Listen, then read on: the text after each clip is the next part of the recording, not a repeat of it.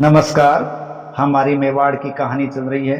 इस मेवाड़ की कहानी में हमारा पार्ट चल रहा है महाराणा प्रताप, जो कि मेवाड़ का वीर सपूत हुआ है। उसने मुगलों के सामने कभी घुटने नहीं टेके और अंततः हल्दी घाटी जैसा एक भयंकर युद्ध हुआ था। लेकिन महाराणा प्रताप स्वतंत्रता के रक्षक थे। इनके पिता उदय सिंह है, उन्होंने भी मुगलों की अधीनता स्वीकार नहीं की थी और उनको 1559 में उदयपुर की स्थापना करनी पड़ी थी। उन्होंने इसे एक सुरक्षित जगह के रूप में इस्तेमाल किया था। और वहीं महाराणा प्रताप का जो शुरुआती जीवन था वो इसी प्रकार दर बदर भटकते हुए बीता था। और इसी दौरान वो संपर्क में आए थे भीलों के, और भील इन्हें अच्छी तरह साथ रखते थे और भील इन्हें छोटा बच्चा समझकर किक्का के रूप में पुकारते थे।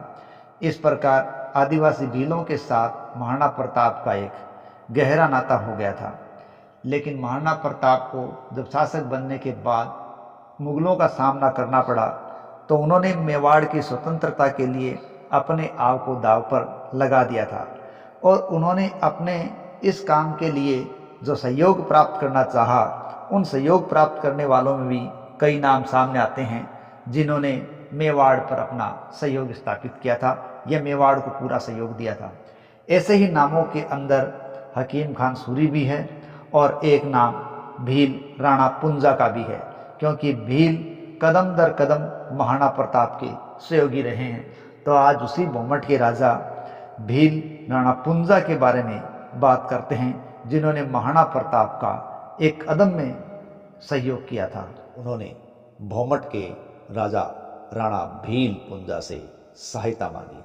ये देखिए, उस समय भोमट के राणा पुंजा इतने यशस्वी थे कि जिस वक्त महाराणा प्रताप ने उनसे सहायता मांगी थी, उसी वक्त अकबर के सेनापति के द्वारा भी उससे सहायता मांगी गई थी। और राणा भील ने महाराणा प्रताप का साथ दिया और हल्दी घाटी के युद्ध में ऐसा अविस्मरणीय साथ दिया कि इतिहास उनको युगों युगों तक याद करेगा। भोमट के राजा, मेवाड़ धरा के रक्षक, भील समाज की शान, गुरिल्ला युद्ध पत्ती का वीर योद्धा राणा पुंजा। देखिए, राणा पुंजा ऐसा वीर नायक जिसके पराक्रम से उस वक्त दुश्मन भी थर थर कांपा करते थे। हल्दी घाटी के युद्ध में राणा पुंजा ने महाराणा प्रताप का साथ दिया था। लेकिन महाराणा प्रताप के साथ साथ मुगल भी राणा पुंजा से सहायता चाहते थे। लेकिन इस स्थिति में राणा पुंजा के लिए समस्या हो सकती थी और इस स्थिति को प्रताप ने संभाल लिया। और उन्होंने सहायता मांगने के दौरान उन्होंने बप्पा रावल की तलवार है वो उनको भेजी थी। और ये तलवार इस बात का संकेत था कि भीलों के पूर्वजों ने भी मेवाड़ का साथ दिया था, इसीलिए राणा पुंजा ने भी महाराणा प्रताप का साथ देने का वादा किया। राणा पुंजा भील का जन्म 16वीं शताब्दी में राजस्थान के मेरपुर नामक स्थान पर हुआ था और इनके पिता का नाम दूदा होलंकी था और इनकी माता का नाम केहरी बाई था। राणा पुंजा बचपन से ही बड़े ही वीर और पराक्रमी शासक थे। 14 वर्ष की आयु में ही मेरपुर गांव का मुखिया बना दिया गया था और यह उनके जीवन की पहली परीक्षा थी। राणा पुंजा अपने जीवन काल के अंदर ही काफ़ी प्रसिद्ध हो चुके थे, क्योंकि उन्होंने एक आदमखोर शेर को भी बंदी बनाने में सफलता प्राप्त कर ली थी। और जब भोमट के राजा राणा पुंजा बने तो मेवाड़ में भी राणा पुंजा की जय जयकार होने लगी। दरअसल भोमट अरावली की पहाड़ियों में था, जो आज भी राणा पुंजा की वीरता और उसके शोहरत का प्रतीक है, क्योंकि उदय सिंह की मृत्यु के पश्चात चित्तौड़ का राजा महाराणा प्रताप को बनाया गया। मुगल सेना का राजा अकबर चित्तौड़ को कब्जे में लेना चाहता था। कई रियासतें उसके अधीन आ चुकी थी। वो महाराणा प्रताप अकबर के खिलाफ एक लड़ने वाले, खड़े होने वाले अकेले शासक थे। इसी बात से दोनों के बीच युद्ध होना तय था। मुगलों से टक्कर लेने के लिए महाराणा प्रताप को सहयोग की आवश्यकता थी और इसीलिए वो राणा पुंजा से सहायता प्राप्त करने के लिए स्वयं वहां पहुंचे थे। और महाराणा प्रताप को भील जनजाति ने ही पाल पोस के बड़ा भी किया था, ये बात सभी जानते थे। राणा पुंजा भील महाराणा प्रताप का सहयोग करने के लिए तैयार हो गए और उन्होंने राणा प्रताप को वचन दिया कि मेवाड़ के सभी भील भाई और पुंजा मेवाड़ की रक्षा के लिए हमेशा तैयार हैं। यह सुनकर दोनों एक दूसरे के गले लगे और इस वचन ने हल्दी घाटी के युद्ध को एक अलग ही मोड़ पर ला दिया, क्योंकि हल्दी घाटी के युद्ध में राणा पुंजा का एक अविस्मरणीय योगदान रहा है। हल्दी घाटी का युद्ध 18 जून 1576 को हुआ था और यह युद्ध मेवाड़ और मुगलों के बीच हुआ। इसमें मेवाड़ की ओर से प्रमुख योद्धा महाराणा प्रताप और मुगलों की ओर से आया था आमेर का राजा मानसिंह प्रथम। उस वक्त महाराणा प्रताप के पास कहते हैं कुल 3400 सैनिक थे, जिसमें 400 तो भील धनुर्धारी थे जो अपनी धनुष कला में बहुत बड़े पारंगत थे। प्रमुख सेनापतियों की बात करें, राणा पुंजा भील, भीम सिंह डोडिया, रामदास राठौड़, राम साहेब तोमर, हकीम खां सूरी, भामासा ताराचंद, झाला बिद्दा आदि प्रमुख थे। और मान सिंह के सेनापतियों में सैयद अहमद खान, सैयद हासिम बरहा, जगन्नाथ कछवा, ग्यासुद्दीन, अली आसफ खान, माधो सिंह कछवा, मुल्ला काजी आदि और भी बहुत से लोग थे, और जिनके साथ लगभग 5000 से 10,000 की सेना मानी गई थी। समस्त मेवाड़ के भील भाइयों और राणा पुंजा ने युद्ध में गुरिल्ला युद्ध पद्धति को अपनाया और गुरिल्ला युद्ध पद्धति जीतने के लिए उन्होंने अपनी ताकत को झोंक दिया। भीलों की इस भयानक शक्ति से मुगल भी डरकर भागने लगे थे, क्योंकि 400 धनुर्धारी भीलों के तीर सीधे उनके सीने को छलनी कर रहे थे और राणा पुंजा का जो यशस्वी नेतृत्व था वो देखते ही बंद रहा था। भीलों ने अपने तीर की नोक पर जहर लगाया हुआ था, जिसे मुगल सेना की मृत्यु निश्चित थी। इस प्रकार महाराणा प्रताप और राणा पुंजा भील ने अपने सहयोगी दल भील जनजाति की बदौलत हल्दी घाटी के युद्ध में एक ऐसा कौशल दिखाया जिसकी मिसाल सदियों तक दी जाती है, और भील पुंजा को राणा की उपाधि दी गई।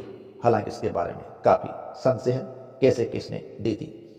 हल्दी घाटी के युद्ध में महाराणा प्रताप का साथ राणा पुंजा भील ने बखूबी दिया, इसलिए महाराणा प्रताप ने हल्दी घाटी के युद्ध के बाद राणा पुंजा द्वारा दिए गए योगदान को प्रमाणिकता देने के लिए मेवाड़ में एक और राजपूत होने का संदेश दिया और राणा पुंजा भील को राणा की उपाधि दी गई। बाद में उन्हें राणा पुंजा भील के नाम से ही जाना गया। राणा पुंजा भील राजपूत थे या भील, ये भी संशय होता रहता है। राणा पुंजा के पिता भील थे, इसलिए राणा पुंजा को भीलों का राजा बनाया गया था और राणा पुंजा का क्षेत्र बोमड़ क्षेत्र था। ये हमेशा भीलों के बीच ही रहे, वहीं पले बड़े थे, लेकिन इनको राजपूत की पदवी मिली थी, इसलिए इनके नाम के आगे राणा लगाया जाता था और इसी कारण ये राजपूत कहे जाते थे। यही वजह है इनको राणा पुंजा भील के नाम से दर्ज किया गया। इन्होंने मेवाड़ को बचाने के लिए अपने आप को पूरी ताकत के साथ झोंक दिया था, परंतु मेवाड़ को कभी भी मुगलों के आगे झुकने नहीं दिया था और मेवाड़ को बचा के रखने में अपने आप को दांव पर लगा दिया था। इसीलिए मेवाड़ के हर शख्स के दिल में राणा पुंजा आज भी जिंदा है, और हो भी क्यों ना हो, अपनी बहादुरी के लिए इन्होंने जन जन को प्रभावित किया था। भीलों ने जब महाराणा प्रताप को साथ देने का वचन कर दिया तो मुगलों के लिए एक खलबली मच गई, क्योंकि ऐसा माना जाता है कि मान सिंह भीलों के साथ पहले भी हार चुका था, क्योंकि मुगल सेना है वो कभी भी गुरिल्ला युद्ध पद्धति के लायक नहीं रही थी। अब ऐसी स्थिति के अंदर भीलों का आना मुगलों के लिए बहुत बड़ी मुश्किल था। इसलिए युद्ध से पहले मांडलगढ़ किले के अंदर मान सिंह ने मुगलों की सेना को गुरिल्ला युद्ध पद्धति के रूप में थोड़ा तैयार किया था, लेकिन मुगलों की ये तैयारी भीलों के सामने कुछ भी नहीं थी, क्योंकि भील इस कण कण से वाकिफ थे और उनकी वो एक युद्ध कला जो धनुर्धारी युद्ध कला थी वो विरासत में मिली हुई कला थी, जो आज की एक बार की अभ्यास पर बहुत भारी पड़ने वाली थी। जून में होने वाले, भीषण गर्मी में होने वाले इस युद्ध में एक मेवाड़ की टुकड़ी का नेतृत्व राणा पुंजा भील के हाथों में था, लेकिन भील दो भागों में बंटे हुए थे। एक का नेतृत्व राणा पुंजा कर रहे थे, तो वहीं दूसरी एक टुकड़ी अलग थी। एक मैदानी क्षेत्र में तलवार भालों से लड़ रही थी, तो एक टुकड़ी तीरों के द्वारा पहाड़ी क्षेत्र से संघर्ष कर रही थी, और दोनों ही अपने अपने पूरे जोश में थे और मुगलों के लिए उनके हौस उड़ा रहे थे। हल्दी घाटी के इस युद्ध में मुगलों और मेवाड़ में एक अंतर था। जहां मुगल एक नए क्षेत्र को कब्जा करने के लिए प्रयास कर रहे थे, वहीं मेवाड़ के लोग अपनी मातृभूमि को स्वतंत्र बनाए रखने के लिए, सर्वस्व न्यौछावर करने के लिए तैयार बैठे थे। सुबह सुबह ही जल्दी युद्ध शुरू हो गया और पहले ही प्रहार के अंदर मेवाड़ की भील सेना और मेवाड़ की अन्य सेनाएं मुगलों पर भारी पड़ चुकी। मेवाड़ और राणा पुंजा की सेना ने छापामार अर्थात गुरिल्ला युद्ध पद्धति का सहारा लिया और वो ऐसे आए थे जैसे खाली वो मरने के लिए ही यहाँ आए हों। इस गुरिल्ला युद्ध पद्धति में, छापामार युद्ध पद्धति में मुगलों के लिए बड़ी परेशानी थी, क्योंकि वो इससे वाकिफ नहीं थे। और छापामार या गुरिल्ला पद्धति के द्वारा जब भीलों के द्वारा तीरों की बरसात हुई तो मुगल सेना में खलबली मच गई। उनको पता ही नहीं चल रहा था कि इधर से क्या हो रहा है और वो तितर बितर होने लगी। लेकिन इस तितर बितर होती सेना को मुगल सेनापति आसफ खान ने कंट्रोल किया और अपनी सेना को भागते हुए या तितर बितर होते हुए वापस एकत्रित करने में वो कामयाब हो गया था। इस युद्ध का एक विशेष पहलू था महाराणा प्रताप और बहलोल लोधी। बहलोल लोधी एक मुगल सेना का प्रमुख योद्धा था और महाराणा प्रताप ने इस युद्ध के अंदर बहलोल लोधी को उसके घोड़े सहित 2 भागों में चीर दिया था। लेकिन उस समय स्थिति बदल गई जब महाराणा प्रताप ने मान सिंह पर हमला किया। दरअसल महाराणा प्रताप के घोड़े चेतक पर आगे हाथी की सूंड लगाई थी, जिसके कारण हाथी भ्रमित रहे और मान सिंह जो हाथी पर थे उन पर जब भाले से महाराणा प्रताप ने प्रहार किया तो महाराणा प्रताप के घोड़े चेतक ने अपने आगे वाले दोनों पैर हाथी की सूंड पर टिका दिए। लेकिन हाथी पर जब वो चेतक के पैर टिके उस वक्त हाथी के नीचे सूंड में बंधा हुआ धारदार हथियार या खंजर वो चेतक के पैरों पर लगा और उसके पैरों में जख्मी हो गए थे। महाराणा प्रताप ने जब भाले का प्रहार किया तो मान सिंह होदे में नीचे झुक गए और हाथी चलाने वाले मल्हार को ये भाला लग गया। लेकिन उसी समय मुगली सेना ने आकर चारों तरफ से महाराणा प्रताप को घेर लिया था। ठीक इसी समय राणा पुंजा ने स्थिति को संभाला और उन्होंने एक तीर मारा जो कि मान सिंह के हाथी को मारा। मान सिंह का हाथी तीर लगते ही तिल मिला उठा और महाराणा प्रताप को मौका मिल गया, क्योंकि मान सिंह का हाथी तिल मिलाने से मान सिंह अपने हाथी को काबू में करने का प्रयास करने लगे और वो तितर बितर होने लगे और ऐसी स्थिति के अंदर घायल चेतकी महाराणा प्रताप को वहां से भगा ले जाने में कामयाब हो गया। इस युद्ध ने महाराणा प्रताप के प्रिय घोड़े चेतक को गंवा दिया और साथ ही साथ झाला विद्या ने भी अपना बलिदान दे दिया था। माना जाता है इस संघर्ष के पश्चात 4 महीने तक मान सिंह उन इलाकों के अंदर महाराणा प्रताप को ढूंढता रहा, लेकिन राणा पुंजा के भील हर संभव प्रयास करते, मुगलों को गुरिल्ला युद्ध पद्धति से छकाते और महाराणा प्रताप की रक्षा करने में कामयाब हो रहे थे। इसी भीलों की सहायता के कारण कहा जाता है कि महाराणा प्रताप अपने खोए हुए क्षेत्र को वापस प्राप्त करने में भी कामयाब रहा था। हल्दी घाटी के संघर्ष के पश्चात महाराणा प्रताप के लिए सारी व्यवस्थाएं भीलों के द्वारा ही की गई थी। प्रमुख रूप से ये राणा पुंजा भील और उसके साथी थे।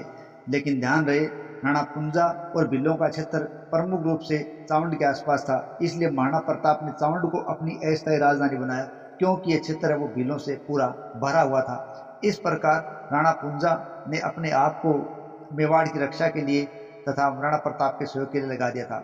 राणा प्रताप ने भी कभी इनके सहयोग को नहीं बुलाया और उन्होंने भीलों को अपने राज के चिन्ह झंडे में स्थान दिया था और ये स्थान में आज तक मिला हुआ है। तो ऐसा था राणा पुंजा भील, जिसने अपने काम के द्वारा अपने लोगों के दिलों के अंदर, मेवाड़ के कण कण के अंदर अपने आप को आज भी जिंदा करा रखा है।